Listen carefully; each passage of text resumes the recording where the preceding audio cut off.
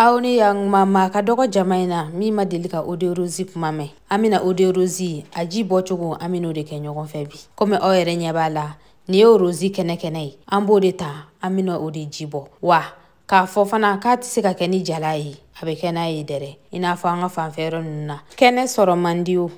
Ama nga rozita ame jikala ka koka je pasi. Na fora koka ku ama foko ka gurude amba ku dodoni. Wasa ani nga jeya doni ndoron. Akole jale pasi amba le black reflala. Kasoro ka nga dasigi. Ame jili tiri klanche ka nga da konna na ka black wuli. Na nga da willa wati mina. Anga rozi kole jale pasi. Amba ta amba kala.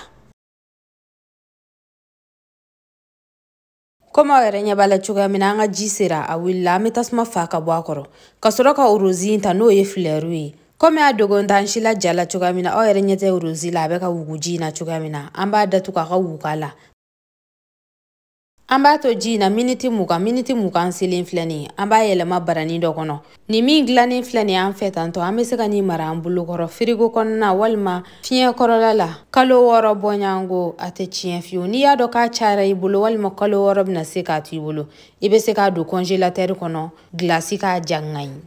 Ni anga oderozi glani mbani amina andadu anafa donina. Buton manana firi nyada la chugo ni oderozi nyuman soro ibito ka kala. Ale ni tashibe akachala fe aba joro fala kosebe. Orozi jimi glani fleni anfe na soro la ali firi tafana beno. Ko 100% original do. Ame se ka doni ke anga sildaga kono jiula ama ansil juta nai. Ale fana ka yin kosebe. Ni ede mae kie magobe orozi original la inafo inyebala jala chuga mina. Nga nimero bi YouTube konnana. Wa ala jala fana bi soronve. Nga WhatsApp nimero bi YouTube konnana. Ni ya takanwili. Iba soro chuga mina. Anika be wati mima. Ambu be nyefinyana. Kauni here be. Ala kan shijwa ka don were makono. Ni video yin jara ye. Ibise ka blakata.